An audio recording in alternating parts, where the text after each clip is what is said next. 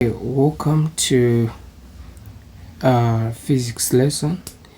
So we're going to go through these questions together.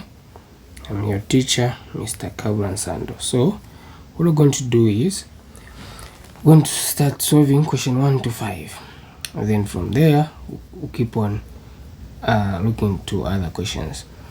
So question 1 is saying, which instrument most accurately measure the thickness of a razor blade and the internal diameter of a test tube? So this question comes from the topic which is measurement. So the one that measures the thickness of the razor blade is a micrometer screw gauge. Then the one that measures the internal diameter is a vernier caliper. So vernier calipers has two jaws, the inner jaws and the outer jaws. So the correct answer is B. Okay, so we got question 2. Which of the following would change the period of the oscillation of the pendulum? So what you need to understand is the time period. So this is the time taken to make one complete oscillation. Now, what are the factors that make that can affect the period of a pendulum? It is length and the gravity. So if we check here on the two that I've mentioned, we will find that the length is there. So the thickness of a string does not affect the period of a pendulum. The mass of a bulb does not affect. The volume of the bulb does not affect. Only two things that can affect the period of a pendulum. It is the length and gravity. Those are the two things. So we go to question 3. A 2 kg mass is moving at a constant speed, and remember, when an object or a mass and everything is moving at a constant speed, there's no acceleration. So acceleration is equal to 0. The kinetic energy of the mass is 400 joules. What is the speed of the mass? What is the speed of the mass? So quick, what you need to know is that first come up with the formula. Kinetic energy is equal to 1/2 mv squared. That one you need to know. Then from there, we'll just do the direct substitution. This 400 joules is for kinetic energy. Why? Because kinetic energy is measured in joules. So therefore, on where there is Ke, I'll put 400 is equal to mass. I've been given the mass, which is what? Which is 2 kg. And always remember that the mass should be in kg. If it is in grams, divide it by 1000.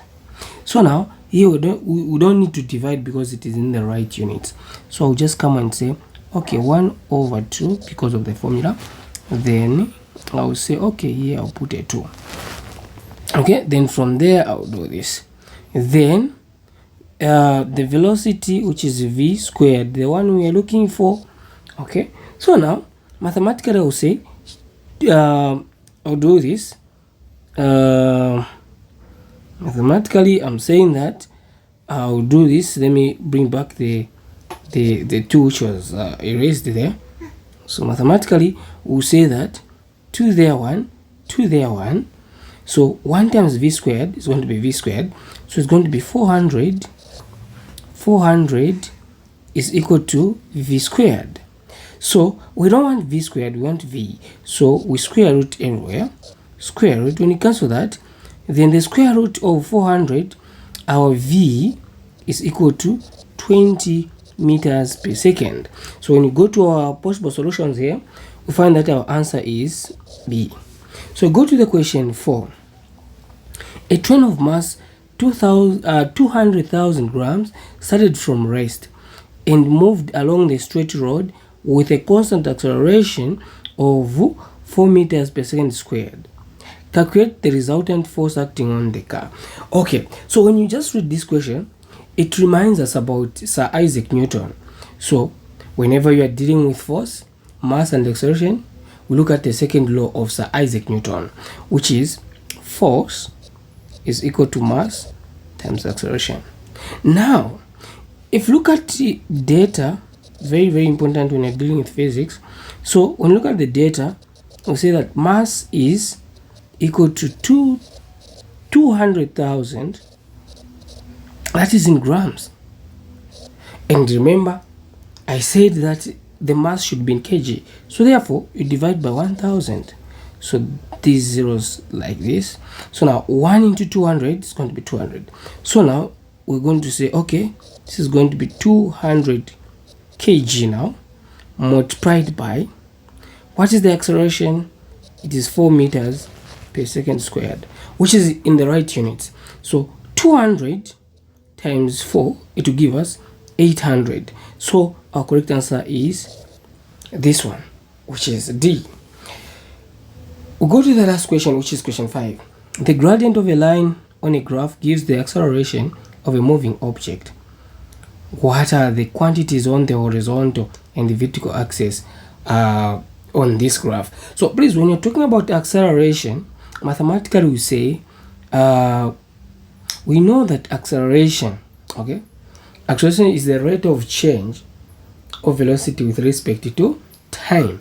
So if we are saying the derivative of velocity over the derivative of time should give us acceleration. That's what we are saying. The derivative, meaning the change in the velocity and change in time, should give us what? Acceleration. Or in physics you can say delta v over delta t is equal to a.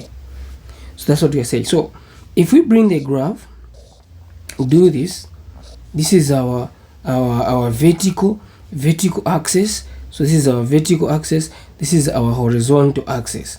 So we'll say that this side, that's where we're going to put velocity meters per second. Then this is time, which is measured in what? In seconds.